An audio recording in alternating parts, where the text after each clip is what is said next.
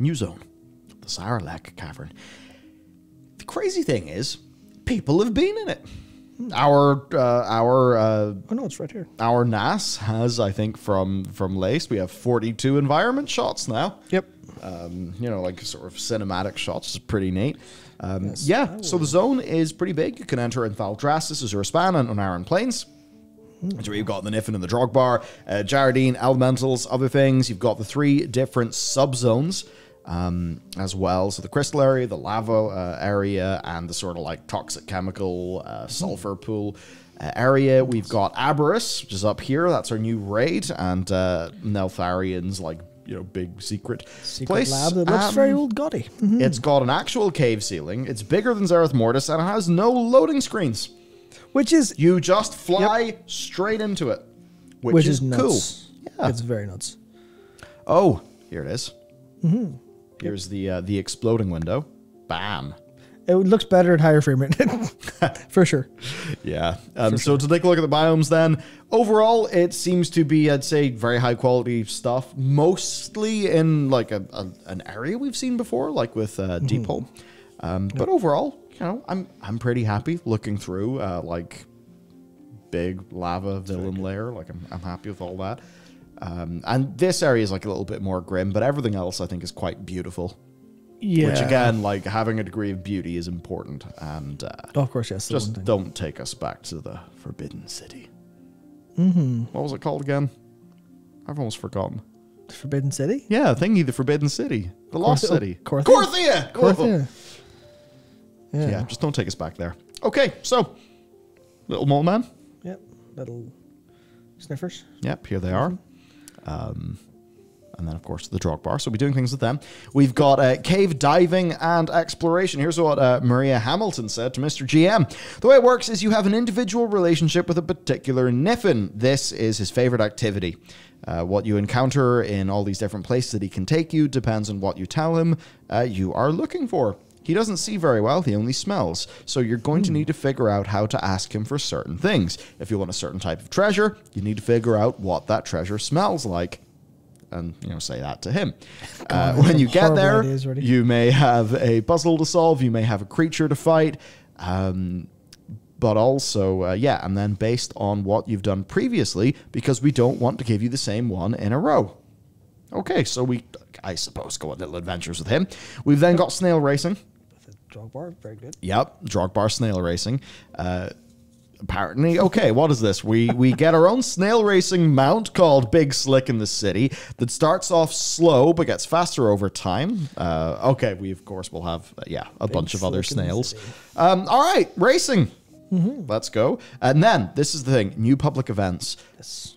It seems like there's a few of these, and they are for more narratively significant moments. I basically said to Ian, like, in the new zone, what are we doing? Like, we've seen experiments, we've seen different things. What are you carrying forward? What's it going to be like? And the thing that he hammered in on for the interview was the events. So I think that's good.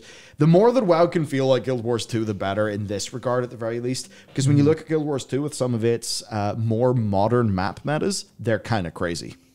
So I've heard. Yeah, like they can be...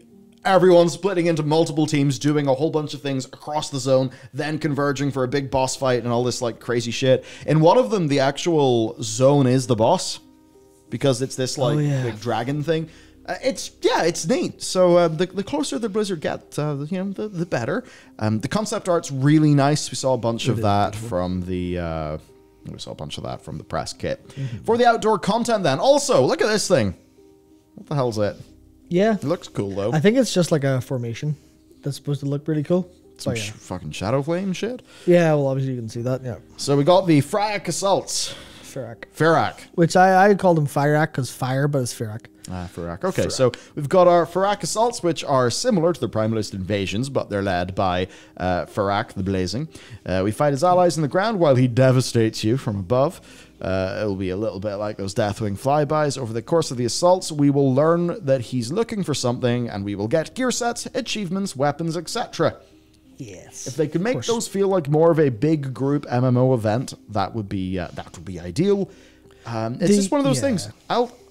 Matt, I've never done a Primal Assault on live. I've done the new one. I've done the Icy Cave, or the Primalist Future thing. I've done that twice. But I never really had a need to, and I never got around to it because I was just doing raid-related stuff. Yeah, they're not really, like, there's nothing to write home about. It is you go and you do the thing and you get the currency and you go trade it for stuff. I wonder But it feels better than, like, farming regular mobs, but it is just, like, I guess it does the small things right. It just doesn't have the reward right. It's fine. Because I remember us, we did a video and was sort of talking about like the things that haven't went so well. And we talked about the release timing of that because for a whole subset of people, we just looked at it and we're like, what? This makes no sense. We already have gear better than this. What? And Blizzard were like, well, no. Or no, well, it was Jeff Hamilton who's not in Blizzard said, well, it's not for you. And then, you know, we in a video say like, listen, do you use this? And loads of people said, oh yeah, no, I do the innovations. Yep. Do this all the time. So I wonder then, they talked about in the earnings call that while this expansion has had fewer sales, it has had better like player happiness or player satisfaction and better retention. I then wonder if there's a whole bunch of people and for them the game was just LFR cosmetics and the odd rep. Has this actually just given them a whole activity that they can do? So that they previously felt they didn't have. Yes, because previously it was just role quests and stuff. Yeah, so it literally must work. Yeah, it literally has, and that's why you'll see the continuation of them in the Ferric Assaults. But also you'll see the gear upgrade system that I'm sure we'll talk about today at some point, and probably at decent length, even though there's a video out on it. So all of the talking points are already prepared in my head. Fantastic. You look at the table of how the the upgrades go, and you've got Adventurer, Explorer. I think it's Explorer 1 to 8, Adventurer 1 to 8, Veteran 1 to 8, Champion 1 to 8, Hero 1 to 5, and Mythic. Normal is Champion. So that's 3 whole categories before you even get to normal. Which means if you're looking at players who are upgrading gear, you're looking at, oh, what do you mean that in terms of item levels, what we think is the baseline is actually only the top half? And that kind of shows you a little bit of how many people must be playing the game and never see like normal difficulty. And maybe Blizzard realizing, hang on a second, we keep on talking about Mythic Plus and Raid. Those are the main pillars. Is there loads of people we're leaving behind and just not serving whatsoever? The world's the pillar, and they've proven that with Dragonflight. Yeah. We do have the new dragon riding update. So there are new glyphs to find, new abilities to learn, which basically just amounts to a boost to vigor regen when you are skimming close to the ground. It's the sort of thing you might see that and think, oh, so I can't do a new thing? But I would say this is specifically the type of power that will feel powerful down there and will be useful. So if that's the case, fair enough. If there's a bunch of fun ducking and weaving and stuff that we could do, that would also be kind of neat. There's also new races, and also then the new Cloud Serpent-inspired Drake. The Winding Slither Drake, I think. It looks really, really good. I really like it. It's been data mined a while ago, though. But anyway. New quests, then. In Zaralek Cavern and the Isles themselves above ground, there are new quests. We've got new campaign chapters and continued quest lines for the previous stories of the Reformation of Tyr. That will be big because we'll basically learn what were Tyr's disagreements with the the Prime Designate Odin and the sort of general Titan plan. We'll find that out, maybe. And then also the Blue Dragonflight, where Caligos and Sindragosa dive into their past and set a course for its future. Now that, of course... Senegos? Senegos, yes. Yeah, he arrived with the clutch from the broken... Tyragosa, that's her name. Yes. Tyragosa! Is that her name? Yeah, it is. So, we've got plenty of things going on. Next, then, are less friendly people. We've got the Jardine, so their elders are down there. So all of that stuff set up with Tarjin the Blind, we will likely see a continuation of that. So one of the fun things is they were said to have the whole cave painting thing is them having went down there as effectively the descendants of earth elementals, earth giants. Yeah. Then they bathe in the lava down there and then become infused with it, and that's how they get their mastery over lava and fire, and they became the Jardine proper. So that's what Ferak does. Ferak only assaults us now because whenever he goes down there first, and apparently we're going to see this happen, he actually bathes in that fire, in all of that lava, becomes stronger, and then comes up and starts to wreck the place. So there's a little bit of That's why he has a new model. Yeah, so all the Jardian stuff is actually like, it is foreshadowing for it actually, for someone else getting bigger lava powers, although he had lava powers to begin with, obviously. Yeah, it's that like, red and sort of purplish fire. Yes. That's now what Firak looks Shadow like Flame. in the patch. Yeah, he looks like Shadow Flame versus when you say free him after you defeat Razageth. Yeah. Yep, so we got them. We've also got crystalline dudes. Now, these dudes themselves, Yes. you... of course, had a bit of a memory, a theory anyway. A theory. It goes back to Thrall, Twilight of the Aspects. Yes. Wasn't that the book? No, it was Charge of the Aspects, Charge of the which was Aspects, a short story for 4.3 to lead into the Hour of Twilight, written by Matt Burns. And in it... all right. Matt Burns. He recently talked about something on Twitter that ended Did up he? being... Oh, what was it? It was... Oh, fuck. It was for one of my videos. Was it the placement of Balor?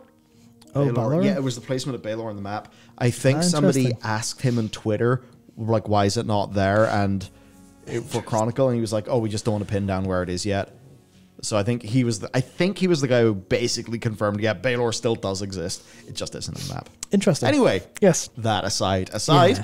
So Charge Aspects, it was about... Go grab a drink. Do you want anything? No, all good. It was a little bit about a lot of things. It was about how Caligos and the Aspects figured out how to actually defeat Deathwing. How they were like, okay, well, the Dragon Soul. Oh, Thrall can wield it. But this was a part of where Thrall was going... If you remember, Thrall was doing this whole Earth Warder bit where he was going to replace Deathwing.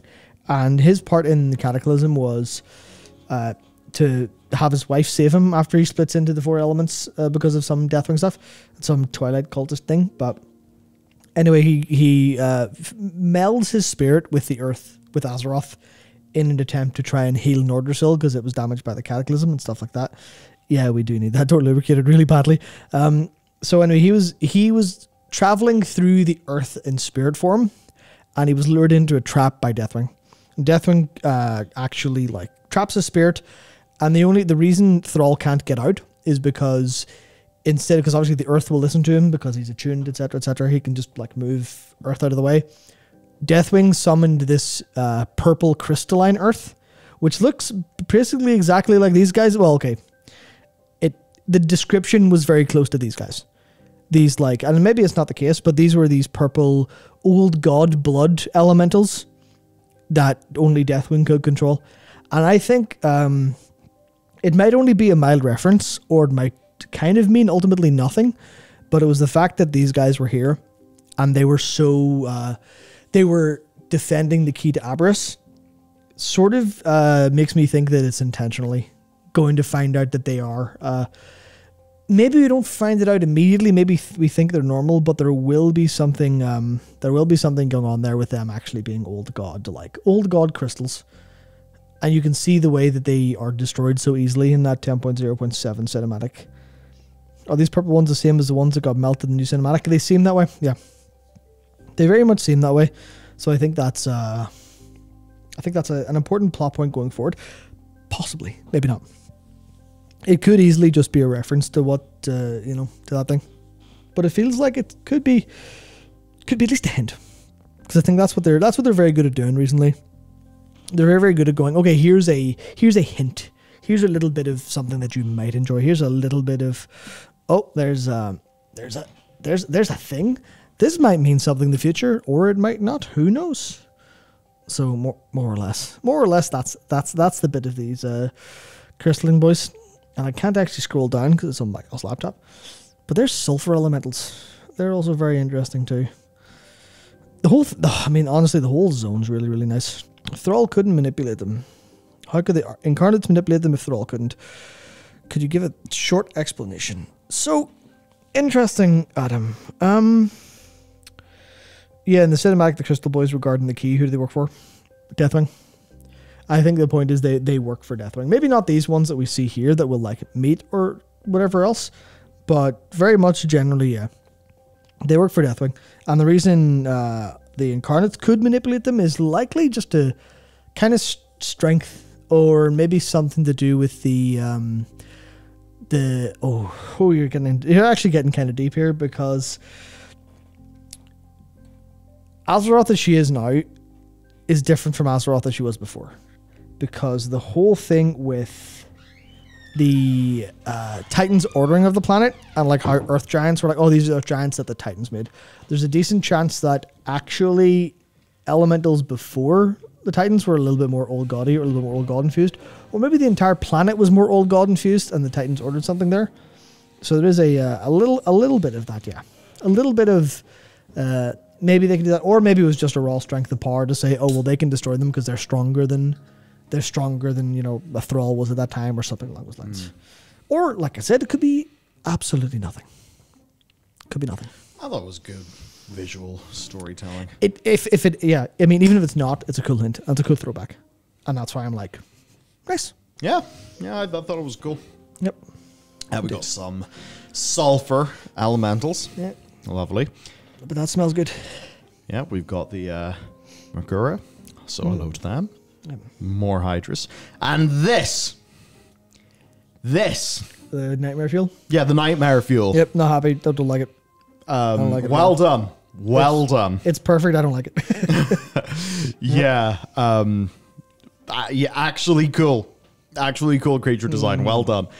We got some moths, we got spore bats, we got vipers, and we got gargoyles. So, actually, that's pretty sick. It's the Antoran Gloomhound model. Yeah, very good. Reused, very smart. Nice. I like that.